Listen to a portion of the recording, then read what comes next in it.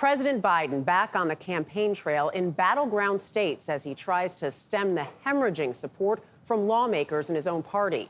The president arrived in Delaware last night after his rally in Detroit. Senate Majority Leader Chuck Schumer has reportedly expressed private concerns as pressure mounts for the president to withdraw from the race. Some Democrats even took their concerns directly to the president. But Mr. Biden held firm despite his mixed performance at his solo press conference. A fiery President Biden soldiered on in must-win Michigan yesterday, where the cheering crowd threw him a lifeline. And he insisted he's staying at the top of the ballot to beat Donald Trump. Ed O'Keefe is traveling with the president and joins us now. Ed, good morning. Dana, great to see you. In recent days, the Biden campaign has made clear winning Michigan's 15 electoral votes is a must if the president's going to win re-election. So he came here to begin showing voters, despite what's arguably been the toughest 2 weeks of his political career, he still got what it takes and isn't going anywhere. President Biden trying to reunite Democrats behind him in Detroit and assure voters he's fit to run. I promise you, I'm okay. But since his heavily scrutinized news conference Thursday night, more congressional Democrats have called for him to go. Some, like Connecticut Congressman Jim Himes, concerned the president can't handle national security. The debate with Donald Trump is a walk in the park compared to what happens at 4 a.m. in the White House.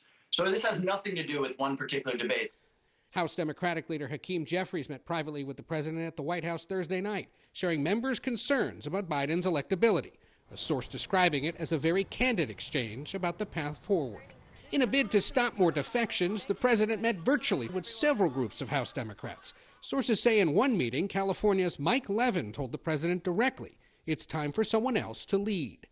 And some voters here in the key battleground state of Michigan, a must-win for the president, say the same. We need a better Democratic candidate. I think anything would be better than Joe Biden in the Democratic Party. Big money donors are also concerned, with up to $90 million in pledged donations on hold to allied super PACs if the president stays in the race. Democratic Governor Jared Polis of Colorado says the Biden team needs a big reset. Look at messaging, look at strategy. Of course, it's a legitimate discussion about the candidate, but how we're going to win to protect democracy is the key part. One way Biden is trying to turn the page?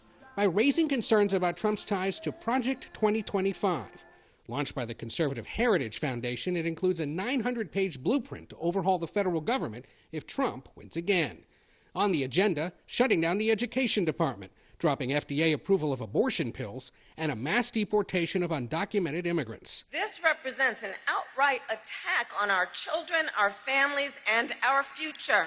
Trump has distanced himself from the plan, but dozens who worked for his administration are behind it, and he openly encouraged their work 2 years ago. They're going to lay the groundwork and detail plans for exactly what our movement will do.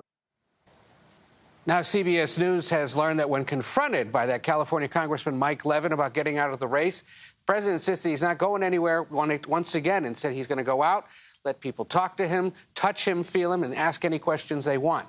That's what they did here in Michigan last night. The voters seemed to like what they saw. He's headed to Texas and Nevada next, just as Republicans gather in Wisconsin next week, Nancy, for their convention.